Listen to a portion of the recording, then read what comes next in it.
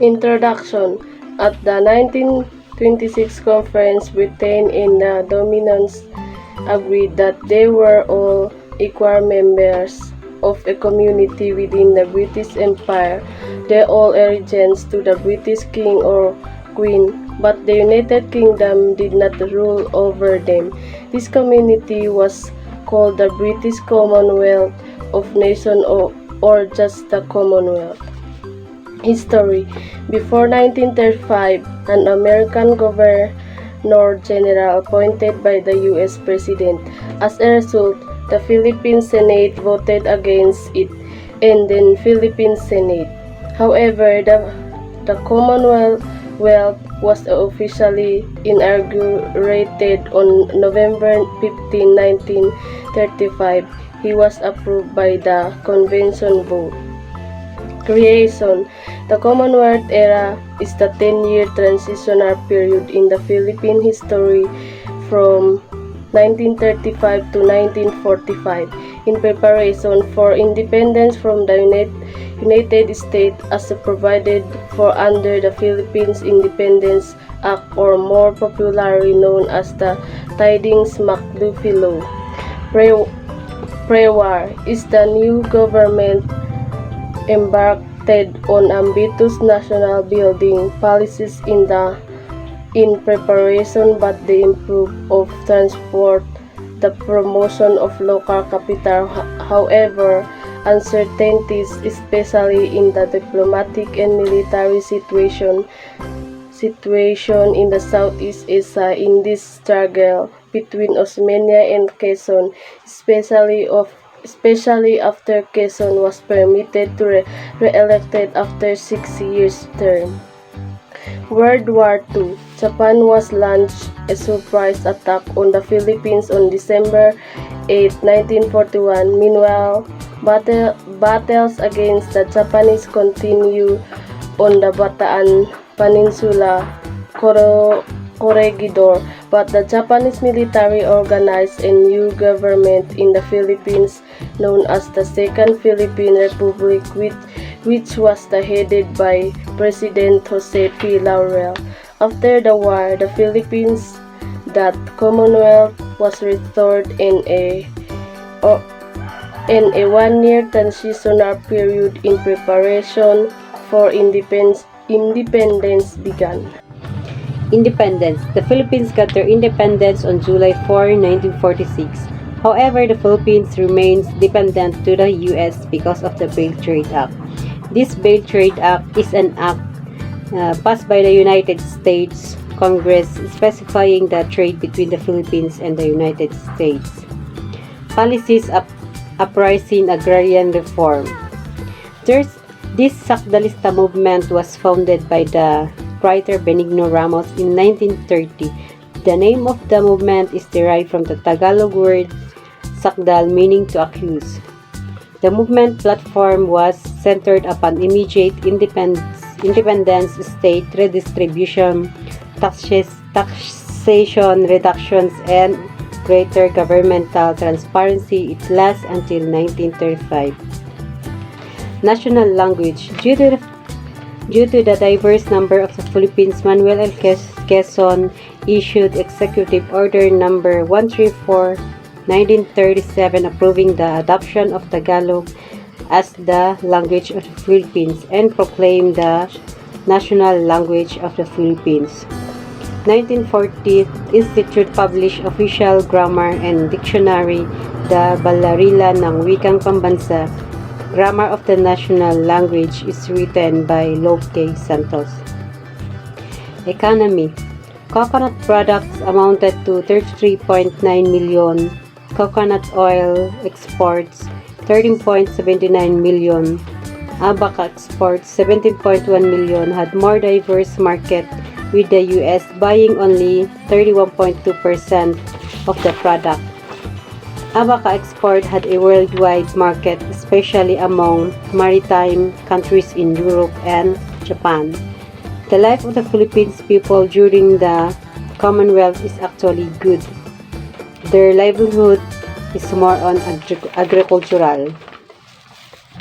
Demographics. Demography of the Philippines record, the first census in the Philippines was held in the year 1591, which counted 667,612 persons.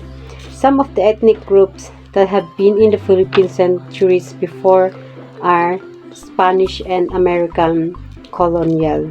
0.56% of the total population with different number of speakers of dominant language. Government. June 12, 1898, leaders of revolution declared the country's sovereign state and proclaimed the first republic of the Philippines, the first constitutional democracy in Asia.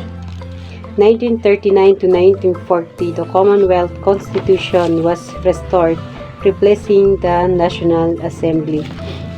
Politics. The colors shows the legend that Manuel and Sergio are both in Nacionalista. Nacionalista Party is the oldest political party in the Philippines and in Southeast Asia, responsible for leading the country. 1935 to 1944 is under President Manuel Quezon. 1944 to 1946 is Sergio Osmeña. Manuel Rojas is under Liberal Party. Liberal Party is a liberal democratic political party, served as the governing party of 4 Philippines President Manuel Rojas, Elpidio Quirino, Diosdado Macapagal, and Benigno Aquino III. Manuel Rojas served as the third and the last president of the Commonwealth Philippines from May 28, 1946 to July 4, 1946. Became the first president of the independent Third Philippines Republic after the U.S. ceded its sovereignty over the Philippines. Quezon administrations. Quezon returned to the university, obtained his degree 1903, practiced law for a few years. He is convinced that the only way to independence was through cooperation to U.S. Quezon played a major rule obtaining Congress passage in 1916 of the Jones Act, which pledged independence for the Philippines. He became the first president until 1935. He also fought for passage of Tidings-McDuffie Act 1934, which provided for all independence for the Philippines. 10 years after the creation of a constitution and the establishment of the Commonwealth government that would be the forerunner of an independent republic. After many accomplishments, he died of tuberculosis before full Philippines independence was established. Osmeña administration. Sergio Osmeña is the 4th president of the Philippines, 2nd president of the Philippine Commonwealth from 1944 to 1946. He became the president after the death of Manuel L. Quezon, where he served as his vice president. Osmeña was able to unite the Filipinos to fight the remaining Japanese. His first step was to incorporate the guerrilla troops into the reorganized Filipino branch of the U.S. Army.